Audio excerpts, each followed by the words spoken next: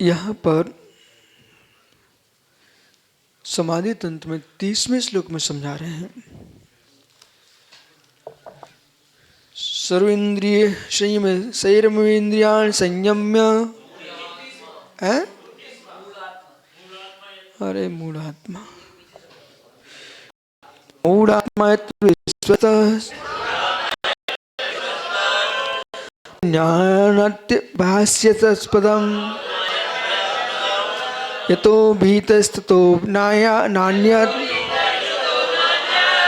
व्यस्तात्मनः।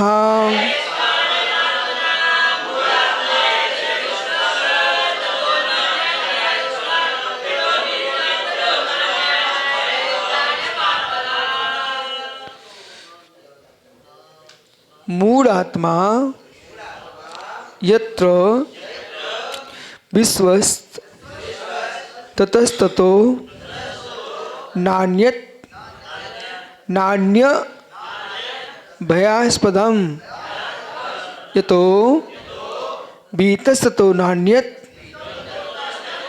अव्यस्तान् मात्मनः।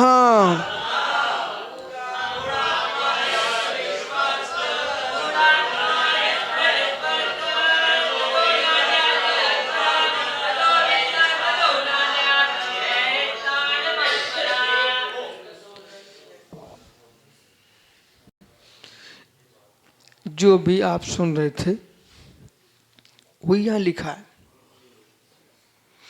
मूढ़ आत्मा जो अज्ञानी प्राणी है, यत्र विश्वास, उसका जहाँ विश्वास है ततो नान्यत भयास्पदम, उससे बड़ा कोई भय का स्थान नहीं है।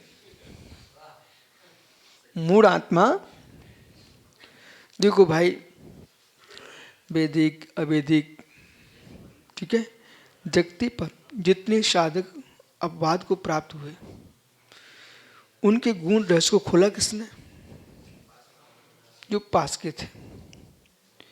एक तो ऐसा हुआ सारस्वत जिसने खोला, जब बमंडल फैला तो वो स्त्री दीवार सिर पटक रही थी, बोली मैंने क्यों ऐसा कर दिया, क्यों ऐसा कर दिया। अब क्या होता है?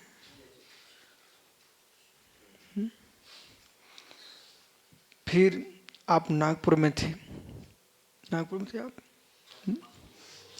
सुब्रत सागर को याद है, सोच जा रहे थे आप, तो वहाँ पर एक पोस्टर टंगा हुआ था दीवाल पर, बोले ये अन्य किसी की साजिश है कि हमारे साधुओं को बदनाम करने की। ऐसा था, वो दूसरे संप्रदाय को दोष दे रहे थे, लेकिन वो वास्तविकता नहीं थी।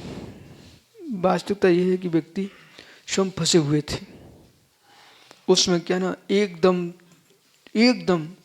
जितनी ख्याति प्राप्त थे ना, वो सब एकदम बाहर आ गए। तो जब बाहर आए ना, तो एकदम तत्संप्रदाय संबंधी साधकों की बहुत हो गई। तो फिर संपूर्ण जो अन्य शंकराचार्य आदि थे उनने अपने आदेश जारी किए, भाई इस प्रकार से तो पूरा साधु समाज ही बदनाम हो जाएगा। तो उन्होंने कहा भाई इस संहिता में जी उनको स्वीकार करो, बाकी कोई कहाँ घूम रहे हैं वो हमारे मठों के नहीं है। उनने अपनी तरफ से घोषणा कर दी थी, बोले हमारे मठों के नहीं है, ये ऐसे घूमने वाले लोग हैं, ठीक है, बोले हमारे मठों में ऐसा नहीं होता है। तो ये धर्म की रक्षा के लिए ऐसा बोलना पड़ गया उनको, ठीक है। अगला हमसे प्रश्न किया गया, भाई हमारे यहाँ तो उपगुण नाम का अंग है कि कोई से कुछ हुआ है, गड़बड़ हुआ है, आप उसको अपने गुरु से प्रायश्चित दिलाइए, उसको ठीक करो, और गलती प्रकट करने से कोई सार नहीं निकलता है।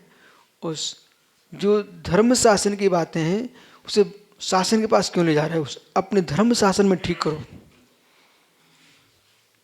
इसके लिए धैर्य चाहिए, धैर्य चाहिए। उपगुण अंग का स्थितिगण अंग का पालन वही कर सकता है जिसके अंदर गहरा धर्म होगा, वो गहरा धैर्य होगा। और जिसके पास धैर्य नहीं है और धर्म के प्रति प्रीति नहीं है, बहुत सुंदर लिखा आचार्य समंत्र में, बाल असक्त जनाश्रिया, बाल असक्त इनके आश्रय से यत् प्रमादयन्ति तद्वदन्ति भुवनम्। तो बाल असक्तों के द्वारा जो चित हो गए हैं उनको ढकना, क्योंकि ये तो बाल हैं, असक्त हैं, इनको कुछ बिगड़ने वाला है नहीं है, पर हमारे समर्थवानों की वैसी हो जाएगी। तो ये धर्म किसके पास होगा? मैं बहुत देख रहा हूँ, बहुत गंभीरता से, छोटे से देख रहा हूँ। इस दृष्टि में देखे ना, बालक अंगुलियों के, एक अंगुली के 3 पोरों तक लोग मिलने वाले नहीं मिलते। सब अपना अपना देख रहे हैं, धर्म कोई को नहीं दिख रहा है। हमने तो बड़े बड़ों से बोल दिया तुम्हारे पास धर्म नहीं है। एक प्रसंग आया था हमारे सामने, बोले आप क्यों नहीं बोलते हो? मैंने कहा ये भी मुनि है। बोलिए अब क्या बोलना है? मुझे दोनों की रक्षा करना है। वो मैंने वही किया, ये भी मुनि वो भी मुनि है, दोनों की रक्षा करो। पर जो अन्य जो ग्रुप है इस पर विवेक नहीं इतना गहरा, दूसरे घर की बात रखने के पूर्व अपने घर को भी देखना चाहिए आदमी को। अब सब ठंडा हो गया वातावरण। क्यों हो गया? कि जो दूसरे में तुम देखते थे वो तुम्हारे घर में सब होते अब दिख रहा है, समय पे होता है। इसलिए आदमी को धैर्य के साथ जीना चाहिए, संभल के जीना चाहिए। जो बहुत सुंदर गाड़ी दौड़ रही ना, दौड़ो दौड़ो, पर नीचे पुरानी गाड़ी आ रही थी, एक क्या बोलते खटरा, ठीक है, पर खटारा की आवाज़ को देख करके वो नई मुस्कुराए ना।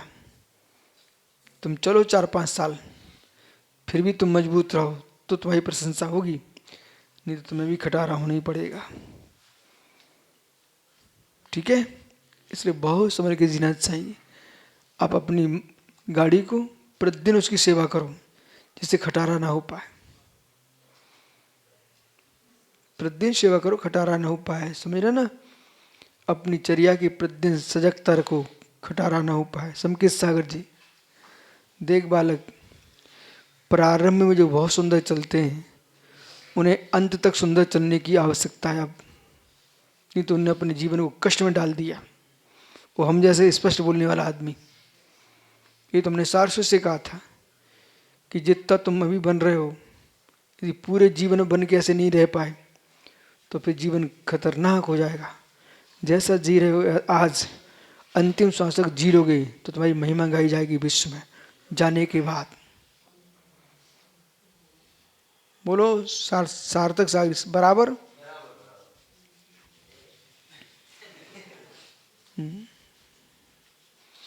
तो उतना ही आगे आना जितना जी सको भविष्य में, मौसम के अनुकूल, मौसम के अनुकूल। इसलिए हमने इनसे कल कहा, समकित सागर जी से, मूलाचार मेडिकल की दुकान है, मेडिकल की दुकान है, औषधि की दुकान है। उसको नहीं मालूम कितनी औषधि किसको देना है, वैद्य को मालूम है कितनी देना कितनी नहीं देना, ठीक है। और डॉक्टरी की पढ़ाई के लिए एक अच्छे डॉक्टर के पास ही बैठना पड़ेगा, अनुभवशील, अन्यथा स्वयं मरेगा, दूसरे को मार डालेगा। समझे ना? तो बहुत अंतिम गाथा मूलाचार की समझना चाहिए। तो मूढ़ आत्मा जिस पर विश्वास करता है, उससे बड़ा कोई भय का स्थान नहीं है। ये तो भीतर जहाँ भय है ही नहीं है, नान्यत अभयस्थानम, जिसे कोई अभयस्थान नहीं है उसमें भय कर रहा है। आहा, चिदवृंद चैतन्य ज्ञानगन भगवान आत्मा टंकोत की ज्ञाय स्वापी, जो निज आत्म देह देवालय है उसमें सप्त भय से विमुक्त आत्मस्वरूप है, उससे अज्ञानी डरते हैं, भयभीत होते हैं। जो अभय स्थान है, संसार का सबसे बड़ा अभय स्थान का धर्म है, उससे लोग डरते हैं। घोर आश्चर्य, एक व्यक्ति रात्रि भोजन त्याग करने के लिए डरता है, बोले फिर क्या होगा, ठीक है, फिर क्या होगा। साधना के लिए डरते, फिर क्या होगा। अंकित बोले तुम युवा हो बेटा, माँ कह रही है बेटा तुम कहाँ ब्रह्मचारी बनने जा रहे हो, कुछ गड़बड़ हो गया तो फिर क्या होगा। धर्म से लोग डरते हैं, और जिस अधर्म में कितना क्लेश है, कितना क्लेश है, वो डर ही डर भरा हुआ है, वहां डरते नहीं है। ये मूढ़ प्राणी की यही दशा, बहिरात्मा की, बहिरात्मा की।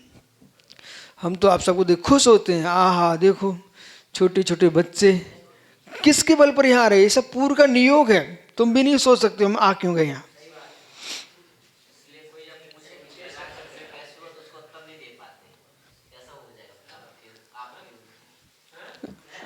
नहीं वो तो ठीक है, पहले पकड़ो, नियोग है तुम्हारे भीतर का।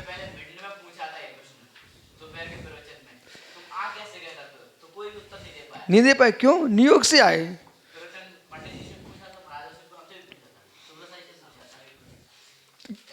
आ कैसे गए, बोलो पीयूष।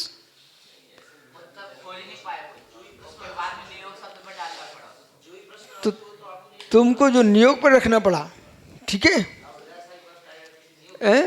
हाँ इतने सारे आचार्य मुनि थे, वो यही क्यों आए। तो यहाँ पर अब कहना चाहिए श्रावण क्षेत्र लक्षण युक्त प्रतिनिमर्थम व्यवस्थापित अलंग सकते हृतवृतेयम, ठीक है, यही विधि है कि एक काला कलूटा लड़का हैदराबाद पहुंचा, अब वो गोरा हो गया। अब ये देखो वहाँ अपन तो कर्नाटक गोमटेश की वंदना के लिए गए थे, ये रास्ते में मिले अपन को आहार के समय, ठीक है, ये निसंग सागर जी, ठीक है, तो नियोग है नियोग। अब ये बस वाले छतरपुर का लड़का, ठीक है, नियोग है नियोग। ये राजेश तो हमसे पहले से 3 से जुड़े, 3 से नियोग है नियोग।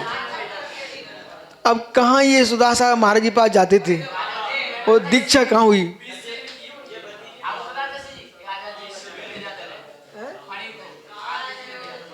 आया तो नहीं भेजा, अच्छा चलिए अब